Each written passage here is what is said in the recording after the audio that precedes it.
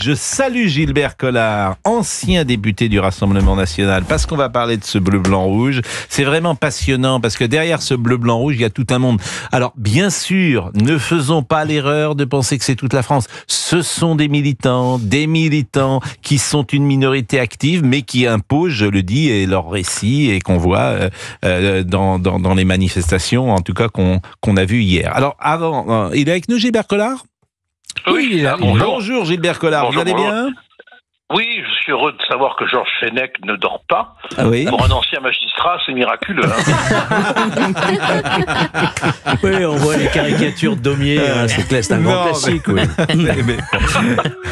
Bon, on va écouter 2-3 éléments que je voulais vous faire entendre. D'abord, cette manifestante hier au micro de CNews. Je quitte la manifestation parce qu'en fait, on m'a arraché, j'avais mon drapeau sur la tête. J'avais un très beau chapeau avec le drapeau et on m'a arraché le drapeau et j'ai essayé de protéger une autre personne du groupe là qui commençait à se faire tabasser. Donc je me suis mis entre en pensant que ça allait calmer, mais non, il était très excité. Et en gros, on nous a dit de partir parce que on voulait pas de facho et que je dis mais non, je suis pas facho, j'ai un drapeau français, je suis française, j'ai le droit d'être là. On m'a dit non, la France, on s'en fout, il faut être internationaliste. Premier témoignage. Deuxième témoignage, c'était au micro de Charles L'Huillier. C'était un manifestant également dans le sud de la France. Une manif de décolonisation. Ce drapeau aujourd'hui, il n'a rien à faire là. Si maintenant le drapeau français, c'est être facho, là, franchement, on touche le fond, quoi. C'est insupportable. Connard. Ce que vous dites, c'est de la merde. Faut arrêter de tout mélanger, quoi. Pas de facho ici. Pas de facho ici. Bon, d'abord, le mot facho est devenu obsessionnel. Et puis, Laurent Nunez, que disait-il hier ? Il disait l'action en bloc-on, tout a été un échec. Écoutez. L'action en bloc-on tout a été un échec. Il n'y a eu aucun blocage. On y reviendra malgré les nombreuses tentatives. Au moins une dizaine de tentatives de blocage du périphérique en des endroits différents pour éclater évidemment les forces de l'ordre et rendre la mission des forces de sécurité intérieure plus difficile. Blocage des lycées, blocage de dépôts de bus, tentative d'intrusion dans la gare du Nord. Donc tout ça a été empêché grâce au travail formidable des forces de sécurité intérieure, policiers, gendarmes, qui étaient mis à ma disposition hier.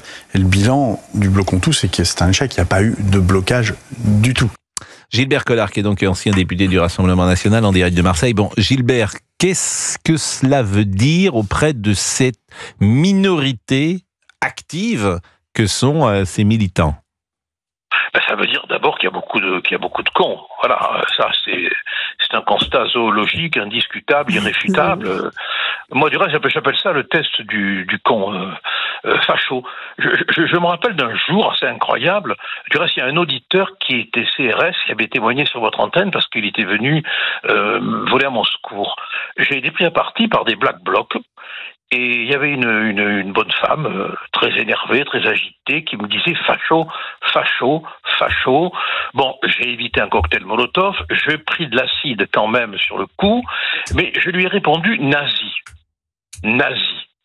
Et elle est restée complètement con. Qu'on soit encore plus con qu'elle, ça la rendait con. Nazi, facho, nazi. Voilà. Alors, ça veut dire qu'on est arrivé à un degré de pauvreté d'argumentation, de bêtises répétitives, de psittacisme politique grave, quoi. Bon, parce que il y a plus de discussion là.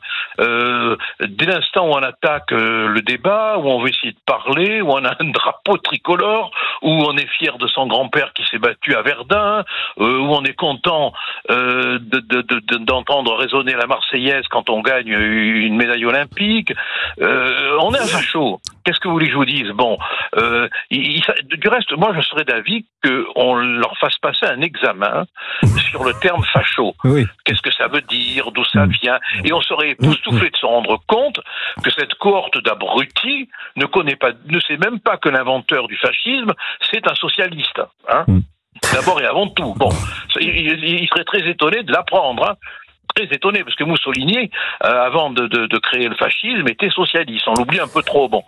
Mais ça en dit long quand même sur l'état de décérbration, qu'est-ce que vous voulez que je vous dise, et au-delà de ça, et au-delà de ça, effectivement, il y avait beaucoup de drapeaux palestiniens hier qui étaient dans les manifestations.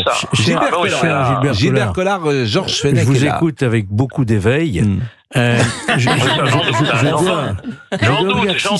doute. Si cette affaire devait se réduire à de la connerie ou de l'abrutissement, ça serait pas grave. Moi, je crois, contrairement à vous, que ça ne se réduit pas simplement à ce manque d'intelligence. Je crois qu'il y a un vrai courant en France, certes minoritaire, heureusement, et largement minoritaire, que l'on retrouve partout, y compris à des niveaux importants universitaires, dans la justice, etc., d'anti-France, de pas de frontières, de pas de culture française. S'il vous plaît, ne réduisez pas cette histoire uniquement de la connerie, parce que ça serait faire une forme de déni, vous voyez. Elisabeth Assayag. Mais dans tout cela, moi je trouve que c'est très triste, parce que parmi toutes ces personnes qui ont fait grève hier, qui ont manifesté, il y a des gens qui sont sincères, il y a des gens qui ont le droit de manifester. Heureusement, on est dans une démocratie, et donc toutes ces vraies revendications pour ces personnes-là. Moi en ce moment, je vais pas mal dans un hôpital public, je vois des personnes proches, et j'ai vu ces infirmières hier avec leur petit leur blouse avec écrit gréviste dans le dos, mais elles venaient travailler, distribuer les médicaments, prendre soin des malades. Ces personnes ne sont pas des casseurs. Ces personnes aiment le pays, elles ont des revendications, on les respecte parce qu'on est en démocratie, mais là, on parle depuis tout à l'heure de cette minorité très active dont on ne fait que parler, mais finalement, ça rend toutes les vrais qui sont vraiment en colère, ça frustre leurs revendications. Alors, c'est vrai que dans la société dans laquelle nous sommes, les chaînes info et les réseaux sociaux offrent une loupe grossissante à ces manifestations qui n'auraient pas existé de cette manière-là il y a 25 ou 30 ans, sans doute. Et c'est une perversité dans laquelle on a du mal à sortir, puisque nous-mêmes alimentons d'une certaine manière en donnant un large écho à ces manifestations. Oui, on en donne un large écho parce qu'il y a quand même une confiscation pendant 24 heures de la rue par l'extrême gauche, qu'on soit à Rennes, à Nantes ou à Paris. On ne peut pas se balader tranquillement dans certains quartiers pendant toute une journée. Il était hors de question d'aller faire un tour place de la République hier à Paris. Donc il se passe quand même quelque chose dans le pays. Je ne suis pas sûr qu'on le grossisse. Mais Ah si, c'est une loupe grossissante. Réseaux sociaux et chaînes info sont une loupe grossissante. Enfin, quand vous déployez 80 000 policiers et gendarmes pour faire face à ces casseurs et à ces factieux, c'est pas que les chaînes info qui grossissent l'événement, puisque sinon Bruno Retailleau n'aurait pas déployé autant de policiers, fait revenir des policiers de congé parfois qui avaient pris Gauthier, des vacances après un été sur le terrain. Gauthier, ce qu'on ne sait pas et on ne peut pas y répondre à cela, c'est si les chaînes info et les réseaux sociaux n'existaient pas, ces manifestations peut-être n'existeraient pas non plus. Mais 68 c'est fait sans les chaînes info. Vous avez raison. 1789 c'est fait sans les chaînes info. C'est un excellent argument, je l'ai parfois utilisé moi-même. Ah donc, je vous le rends. J'entends ce que vous dites. D'abord, lorsqu'on est autour d'une table comme ça, je ne suis jamais sûr à 100% de ce que je vous dis. C'est pour ça qu'on discute. J'ai le sentiment que c'est une loupe grossissante. Hier, c'est moins de 200 000 personnes qui sont dans la rue. Moi, je pense que c'est 170 000 personnes. C'est-à-dire que c'est ça le grand paradoxe. Quand Elisabeth dit elle est à l'hôpital avec des gens qui ont d'autres revendications, ces gens-là, c'est la majorité silencieuse, ils ne défilent pas. Je vous rappelle, hier, c'est moins de 200 000 personnes. On est 70 millions. 70 millions. Mais il faut une poignée de gens pour faire l'histoire. Oui, j'entends, mais j'entends. 175 000 personnes qui se disent on va aller dans la rue pour casser, pour piller, pour s'en prendre aux forces de l'ordre, ça n'a rien d'anodin. Là où vous avez raison, c'est que ça reste une minorité active, ultra-violente, bête aussi, Gilbert Collard a entièrement raison, mais je préfère retenir par exemple les images des drapeaux français partout pendant le Tour de France, des drapeaux français pendant les Jeux Olympiques, où là ce sont des centaines de milliers de Français qui se retrouvaient. Bon, je voulais quand même préciser quelque chose d'important pour Gilbert Collard. Il a employé le terme de psittacisme. Et je ne suis pas certain que tout le monde sache précisément ce qu'est le psittacisme. C'est évidemment la répétition du perroquet, le psittacisme. Mais je remercie Gilbert de mettre dans sa conversation des termes comme cela qui nous obligent à ouvrir le dictionnaire. Psittacisme. Très intéressant. C'est le mot qu'on ça m'enrichit. Le psittacisme. Mais non, le psittacisme. Mais ça, par exemple, je pense, parce que nous avons un jeune avec nous, Gilbert Collard. Merci pour c'est bien, nous on l'est plus. Non mais moi très jeune. Moi je suis très jeune. Que ce soir, je pense que ce soir, cher Olivier Guénec, si vous faites un dîner avec quelqu'un, écoutez, arrête, cher ami, ton psytacisme est aussi pas mal. Je pense que glisser comme ça, vous voyez, d'une manière, oui, c'est pas mal. Eh bien là, vous pouvez faire un petit effet. Ça compensera le fait qu'à la fin du dîner, ils ont fait moitié-moitié. Hein. Oui.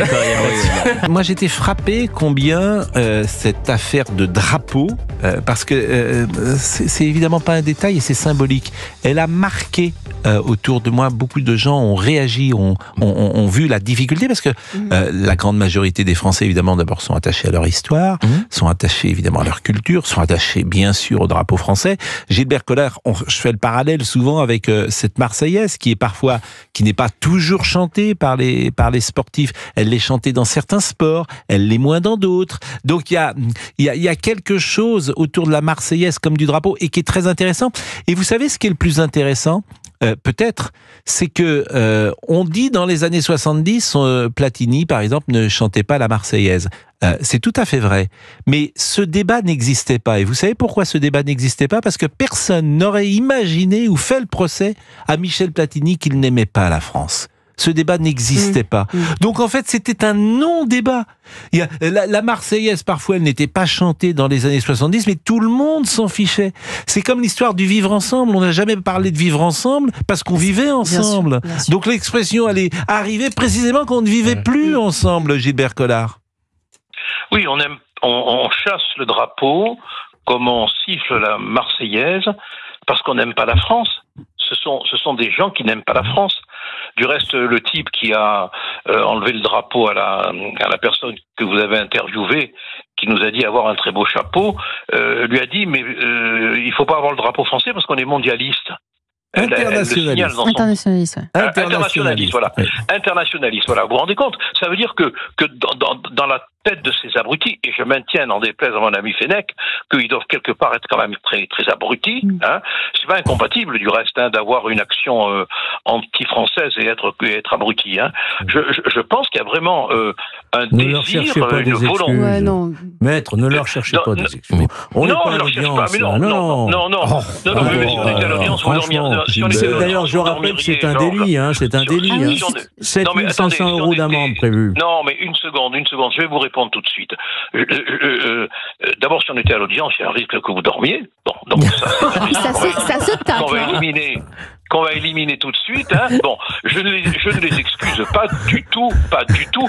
Être con, selon Raymond Aron, ça n'a jamais été une excuse. C'est un péril, disait-il. Oui. C'est un péril. Mais en plus de ça, effectivement, vous avez raison, il y a derrière une idéologie, une pratique, une détestation, une violence, une organisation. On n'est pas dupe, hein, on n'est pas dupe. Mais la question qui se pose, c'est de savoir comment on fait pour les rétablir dans une obligation de respecter et d'aimer le pays. Alors justement, on va être avec Kevin, et Kevin, il est d'extrême gauche, donc vous allez pouvoir, Gilbert Collard... ça va être un plaisir, oui. Vous allez pouvoir, et nous allons pouvoir échanger avec lui. Bonjour Kevin. Oui, bonjour. Bonjour Kevin. Alors, lorsque vous entendez, par exemple, un drapeau bleu-blanc-rouge qui est retiré de la manifestation d'hier, j'imagine que vous soutenez la manifestation d'hier, si vous penchez plutôt à gauche, voire à l'extrême gauche. Mais sur ce sujet précis du drapeau, est-ce que vous regrettez qu'un militant retire le drapeau bleu-blanc-rouge à un manifestant ? Alors, dans un premier temps, je suis absolument pas d'extrême gauche. Je suis militant LFI. Et la LFI, ça fait rire un peu dans le monde militantiste de gauche quand on dit que LFI est d'extrême gauche. Parce que pour l'extrême gauche, la LFI est beaucoup trop molle. Et même le Conseil constitutionnel a statué que LFI était de gauche. Donc, c'est absolument pas d'extrême gauche. Je précise que les députés LFI se présentent eux-mêmes comme la gauche radicale, mais étant de la gauche radicale. Gauche radicale ou gauche de rupture, mais absolument pas d'extrême gauche. Absolument pas. L'extrême gauche, l'extrême gauche, ça prône la révolution, pas par les urnes. Donc c'est absolument pas de LFI. Donc ça, c'est première rectification. C'est vrai qu'il y a LFI n'appelle absolument pas au soulèvement dans la rue, absolument pas. Absolument pas, non. Et LFI appelle également à la destitution du président Macron, et en tout cas à son départ. Par les moyens. Bon, en tout cas, répondez à ma question sur le drapeau. Oui, est-ce que ça vous choque ? Non, monsieur Pro, je réponds, mais c'est important de ne pas raconter des bêtises comme Monsieur Gauthier Lebret, qui raconte énormément de bêtises. Et c'est triste à ce niveau-là. Non, mais Lebret, parce que Lebret, comme vous voulez, ou Biscotte. Ah bah non, écoutez, essayons d'être convenables, d'être convenables dans l'échange et courtois. Je vous ai posé... Qui ne demande pas sur un mouvement politique en disant que la LFI prône l'insurrection. C'est absolument faux, c'est faux. Bon, c'est faux.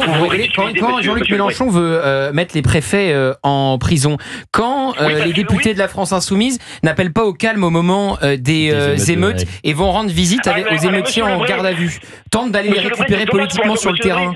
Quand Alma Dufour hier fait un tweet en disant qu'elle est très contente d'être au milieu des flammes, député LFI, c'est pas appelé à l'insurrection. Et à la fin du livre La Meute, qui a dû vous plaire, il y a une phrase qui est rapportée de Jean-Luc Mélenchon: Marine Le Pen aura peut-être un jour l'Élysée, mais moi je tiens la rue. C'est pas appelé à l'insurrection, tout cela?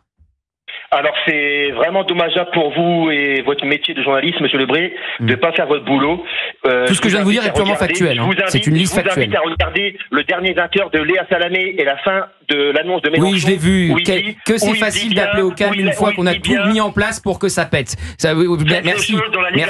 Donc, ne mentez pas, monsieur Lebret. Je ne mens absolument pas, je viens de vous citer des exemples factuels sur lesquels vous ne me répondez absolument pas. Jean-Luc Mélenchon a appelé au calme il y a 48 heures, une fois qu'il a tout mis en place pour que ça soit le chaos. C'est trop facile. Mais alors, monsieur Mélenchon n'a rien mis en place. C'est un mouvement populaire qui est monté. N'accordez pas ce pouvoir à monsieur Mélenchon. Bruno Retailleau a dit hier que des députés LFI avaient fait en sorte que les lycéens se retrouvent dans les cortèges. Ils vont chercher jusqu'aux lycéens. Pour les mettre dans la rue. Social. Ils accompagnent un mouvement social. Hier, c'était tout le monde n'est pas un petit bourgeois comme vous. Oui, mais allez-y, si vous voulez. Il y a des gens qui dorment dans la voiture, qui crèvent la dalle, monsieur Lebret. Oui, vous savez quoi, ils votent plus la France Insoumise. Les classes populaires, ça fait longtemps qu'elles votent plus pour LFI. Les ouvriers, ça fait longtemps qu'ils votent plus pour LFI. Respectez un peu les gens dans la rue qui crèvent la dalle, monsieur Lebret. Mais ils votent pas pour vous. Ils votent pas pour vous. Vous êtes dénigrant envers les Français, monsieur Lebret. Oui, bien sûr. Non, mais d'abord, ce que je vous propose, c'est de baisser d'un ton, monsieur Kevin, parce que et de ne pas être caricatural. La France est un pays où il y a des aides sociales importantes et il y a on ne laisse pas mourir les gens dans la rue comme vous semblez le dire. Et puis, il est 16h26. Je vous avais posé une question et malheureusement, vous n'y avez pas répondu. Alors, on va marquer une pause. Le débat, c'est la vie et c'est intéressant. Et Gauthier a raison de vous répondre comme il vous répond parce que il y a consensus pour dire que la France Insoumise est un mouvement d'extrême gauche et que le mouvement a été récupéré par l'extrême gauche alors qu'au départ c'était un mouvement beaucoup plus large. C'est ce que dit également Alexandre Jardin. Au départ c'était une manifestation des gueux le 10 septembre et puis ça a été instrumentalisé, récupéré par l'extrême gauche, ce qui fait que les autres n'ont pas voulu aller sur le terrain. Bon, je vous ai posé une question, Kevin. J'aimerais bien que vous me répondiez à cette question. Est-ce que vous êtes choqué lorsqu'un militant, hier sur le terrain, je ne sais pas s'il était LFI ou pas, retire le drapeau bleu, blanc, rouge à un autre manifestant qui est venu en plus pour contester et revendiquer sur le terrain? Alors, il y a des choses qui me choquent beaucoup plus que ça, mais je ne cautionne pas l'arrachage de ce drapeau. Bon, bah c'est tout, voilà. Vous dites que la personne était militante, peut-être qu'elle n'était pas du tout militante, c'est juste une... Si, moi, elle a témoigné à l'antenne, elle disait, la dame, elle était désolée. D'ailleurs, en fait, cette dame, tu comprends, en l'écoutant, que c'est une gilet jaune, et qu'elle est venue, non pas pour les mêmes revendications que l'extrême gauche, elle est venue pour des revendications sociales. Voilà, elle dit, je ne gagne pas assez, etc. L'extrême gauche n'est pas là du tout. On est sur des revendications politiques, des jeunes étudiants qui, parfois, intellectuels primaires, tiers-état intellectuels, vous les appelez comme vous voulez, et ce sont des gens qui veulent le chaos et changer la société. C'est autre chose, d'ailleurs. Bon, moi, j'appelle ça des révolutionnaires, des pieds nickelés de la révolution, parce que ils n'ont évidemment pas les moyens de la politique qu'ils mettent en œuvre, mais ça les amuse. Ils se prennent pour Zapata parce qu'ils brûlent une poubelle et ils se prennent pour le Che Guevara. Bon, c'est une tradition de la société française.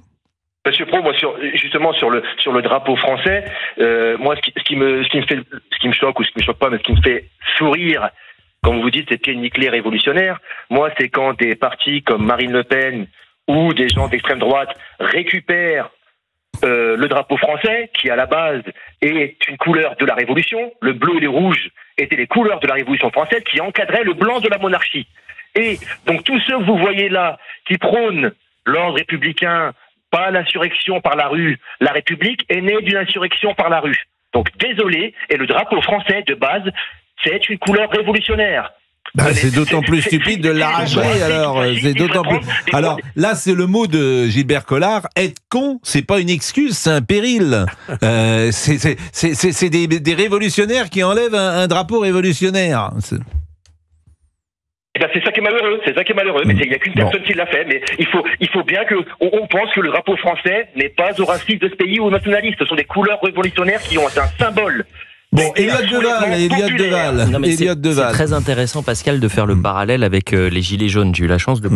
L'expression, c'est les Black Bourges, parce que évidemment, ils sont dans les facs, ils sont de bonnes familles, et ensuite, ils vont se grimer en noir pour tout casser.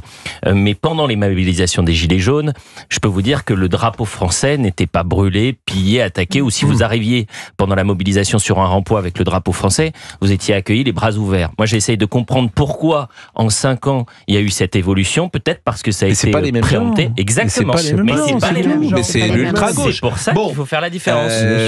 Kevin, vos revendications, je ne sais pas si elles sont ou politiques, ou sociales, ou économiques. Je ne sais pas si vous souhaitez changer de société, changer de république, changer... Si. Ouais. Changer de régime. Alors écoutez, changer de régime, mais pour un régime beaucoup plus démocratique, comme le réclamaient les Gilets jaunes, où on écoute beaucoup plus le peuple quand il vote. Moi, je suis pour un régime comme ça. Et ben là-dessus, je peux vous rejoindre. Finalement, je suis sûr que Gilbert Collard peut être d'accord aussi, parce que, cher Gilbert, le souci que a la société française, et c'est pour ça sans doute que Trump est élu aux États-Unis, à force de ne pas écouter la volonté des peuples, eh bien, les peuples se tournent parfois vers des gens qui sont effectivement... pourquoi pas caricaturaux, et Trump, dans son ADN, il y a une part de caricature, mais au moins, il écoute son peuple, et c'est peut-être pour ça qu'il est élu, Gilbert Collard. Oui. Je voudrais apporter un petit correctif sur ce qu'a dit Kevin. Le drapeau français, à l'intérieur, il y a la couleur du roi, le blanc. Il l'a dit. Et je crois pas qu'il l'ait dit, non. Le bleu et le rouge. Si, mais vous dormiez peut-être.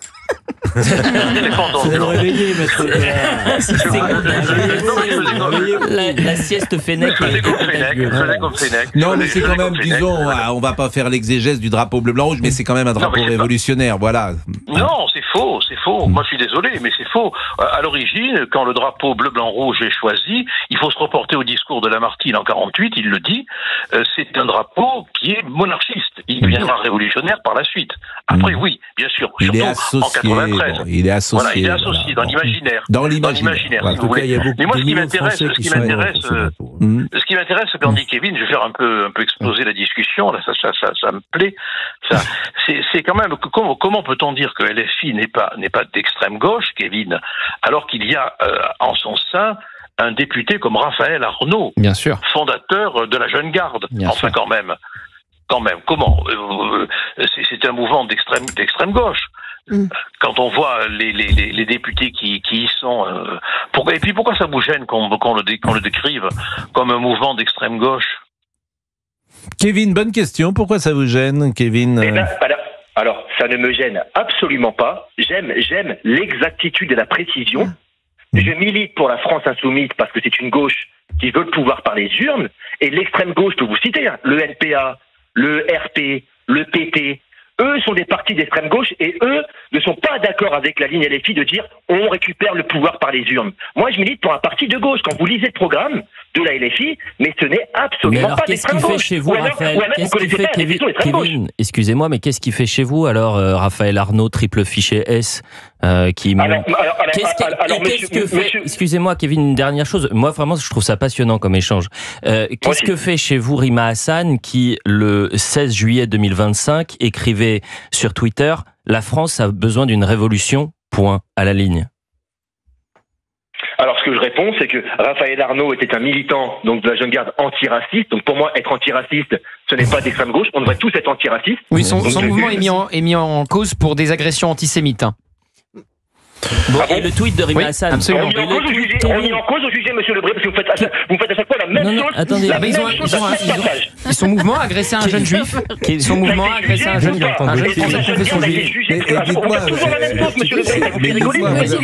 Vous avez quelque chose contre Gauthier Lebret? Mais répondez-moi sur Rima Hassan, cher Kevin. Qui écrit La France a besoin d'une révolution. Rima Hassan est une députée européenne de la France insoumise. En aucun cas, elle est d'extrême gauche. Elle a écrit hier pour prolonger la question de mon ami Elliot. Emmanuel Macron, on vient de chercher, point d'interrogation. Voilà ce qu'elle a tweeté hier. Macron a dit qu'ils viennent nous chercher. Oui, vous avez bien compris. Vous avez bien compris comment elle saisissait cette référence. Kevin, on vous souhaite une bonne rentrée. Je crois de mémoire que vous travaillez dans le gardiennage. C'est bien ça? Exactement, et heureusement que j'ai pas des locataires comme monsieur Lebré. Oui, au moins vous avez un peu d'humour et c'est important. Ah bah c'est sûr. C'est sûr que bon. Ah bah j'aurais des antifas sur mon paillasson si vous étiez mon gardien d'immeuble. En tout cas, je crois que vous avez des enfants qui ont repris l'école, c'est bien cela, monsieur Kevin? Tout à fait, la semaine dernière. Ils ont quel âge? Alors très petit, 4 ans, 2 ans et 5 mois. 4 ans, 2 ans et 5 mois. Bon, bah écoutez, l'important c'est d'avoir des enfants. Vous voyez, vous pouvez vous donner des leçons pour les jeunes enfants. Puisque monsieur Gauthier Lebret, comme vous l'appelez, a eu lui aussi un petit garçon.